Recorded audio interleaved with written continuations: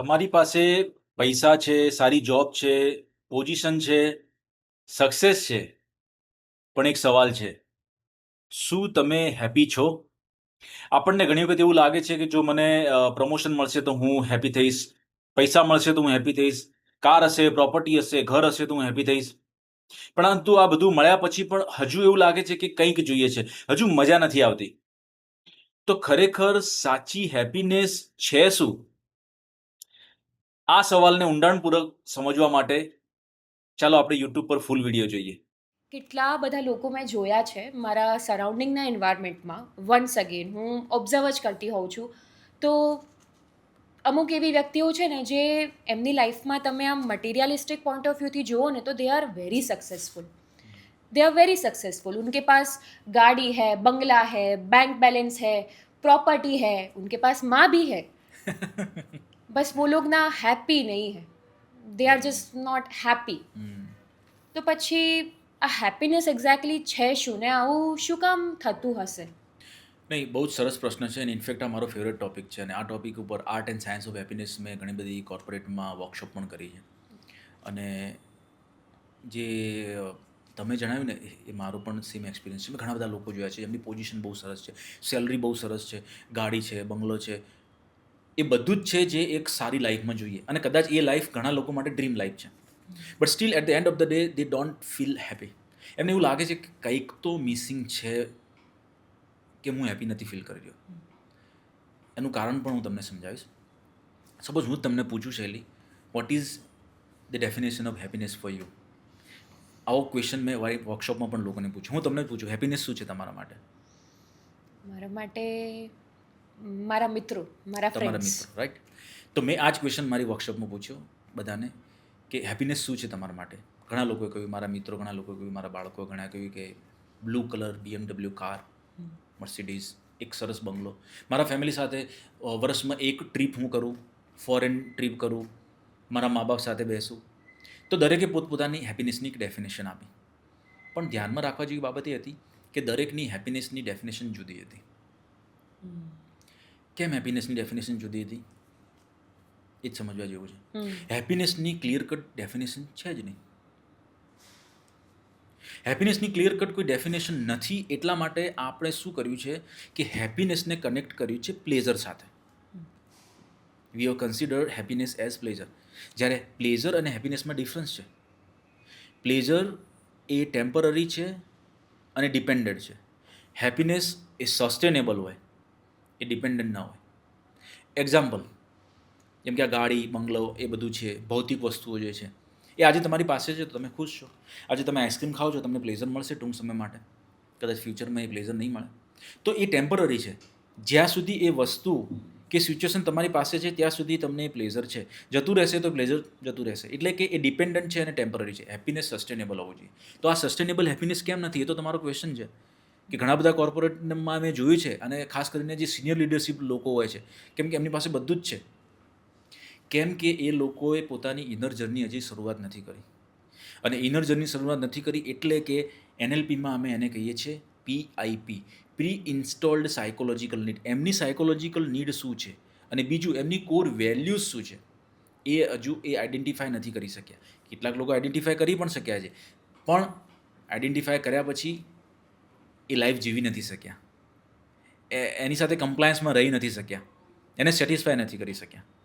તો હવે આપણે સમજીએ કે આ PIP શું છે અને કોર વેલ્યુ શું છે. તમે તૈયાર છો આ બધું સમજવા માટે? Yes yes, 100%. તમે મોબાઈલ પરચેસ કરો છો તો મોબાઈલમાં કેટલીક એપ્લિકેશન ઇન્સ્ટોલ થયેલી આવે છે, એને કહેવાય પ્રી ઇન્સ્ટોલ્ડ એપ્લિકેશન.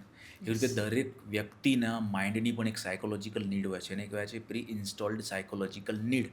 અલગ અલગ ટાઈપની હોય છે. કોઈને જોઈએ છે સર્ટેનિટી, સેફ્ટી જોઈએ, સર્ટેનિટી, મારે સેફ્ટીવાળી નોકરી જોઈએ. કોઈકને જોઈએ વેરાયટી, અનસર્ટેનિટી, જેને રિસ્ક લેવા ગમતા હોય. એકનું એક કામ નહીં, મને નવું કામ આપો, મને નવા નવા કામ ગમે છે, નવા નવું રિસ્ક લેવું ગમે છે, નવા નવા બિઝનેસ સ્ટાર્ટ કરવા ગમે છે. કોઈનું છે લવ અને કનેક્શન, જેને લોકો સાથે રેપો બનાવો, મારી સાથે બધા લોકો સારી રીતે વાત કરે, મારી સાથે સારું કનેક્શન રાખે એવું ગમે છે. કોઈને સિગ્નિફિકન્સ ગમે છે કે મને પૈસા નહીં મળે ચાલશે પણ મને રિસ્પેક્ટ મળવું જોઈએ, મને માન સન્માન આપો, રાઈટ.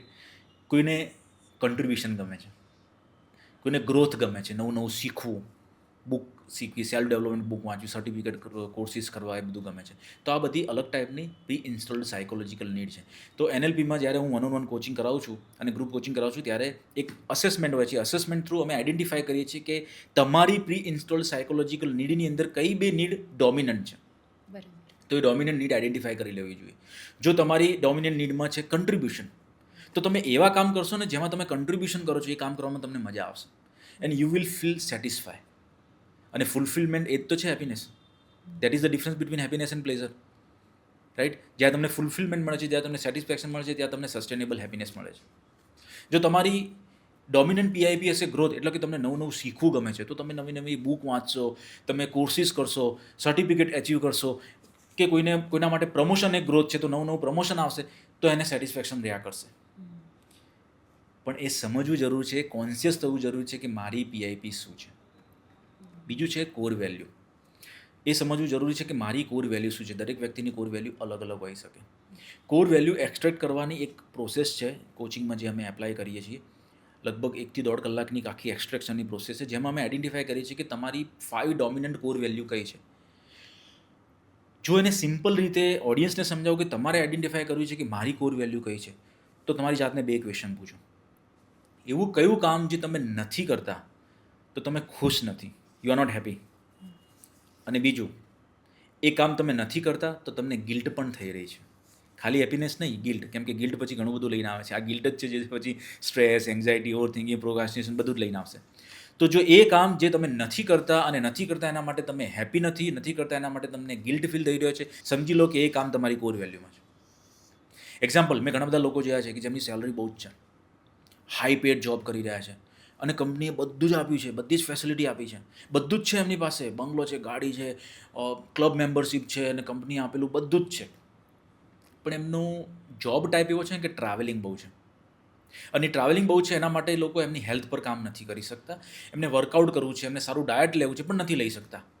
અને જ્યારે અમે કોચિંગ કરીએ છીએ અને એમની કોર વેલ્યુ આઈડેન્ટિફાય કરીએ છીએ, અને જો 5 ડોમિનન્ટ કોર વેલ્યુની અંદર આવે છે હેલ્થ, એનો મતલબ શું થયું? અહીંયા પોતાની એક કોર વેલ્યુ કે હેલ્થ એને કોમ્પ્રોમાઇઝ કરી. જેવી હેલ્થને એને કોમ્પ્રોમાઇઝ કરીને એટલે એ હંમેશા એક ગિલ્ટમાં રહે છે, ખુશ પણ નથી રહેતા અને ગિલ્ટમાં રહે છે કે મારી પાસે બધું જ છે પણ હું મારી હેલ્થ પર કામ નથી કરી શકતો. પછી ડાયાબિટીસ, BP બધી ગોળી ચાલુ થાય છે. તો એ ડીપ લેવલ પર સમજવું જરૂરી છે કે મારી PIP શું છે અને મારી કોર વેલ્યુ શું છે. જો તમને એ સમજાઈ જશે તો તમે જે કામ કરી રહ્યા છો એ કામ કરો, તમે જે જોબ કરી રહ્યા છો જોબ કરો. હું જોબ છોડવાની વાત નથી કરતો, પણ એની સાથે જો તમે તમારી લાઈફમાં આ PIP ને કોર વેલ્યુને એટેચ કરી લેશો તો તમને સસ્ટેનેબલ હેપીનેસ મળી જશે. ઘણા લોકો મેં જોયા છે કે જેમની PIPમાં પણ કન્ટ્રીબ્યુશન છે, એમની કોર વેલ્યુમાં પણ કન્ટ્રીબ્યુશન છે, એ ઓફિસ અવર પછી કોઈ NGOમાં કામ કરે છે. કોઈ લોકોએ એવું પોતાનું પર્પઝ ને વિઝન બનાવ્યું છે કે મારે આવનારા આટલા વર્ષમાં આટલા નંબર ઓફ ટ્રીઝ પ્લાન્ટેશન કરવા છે, કેમ કે એમની કોર વેલ્યુમાં અને એમના PIPમાં કન્ટ્રીબ્યુશન છે, અને એ કામ કરીને ખુશ છે. તેથી એ જોબમાં પણ ખુશ છે, પોતાની લાઈફમાં પણ ખુશ છે, અને સસ્ટેનેબલ હેપીનેસ એમને મળી ગઈ છે. એ આઈડેન્ટિફાય કરવું ઇમ્પોર્ટન્ટ છે. એકવાર તમે આઈડેન્ટિફાય કરી લેશો અને પછી એ લાઈફને જીવશો તો તમારી લાઈફમાં સસ્ટેનેબલ હેપીનેસ 100% આવશે.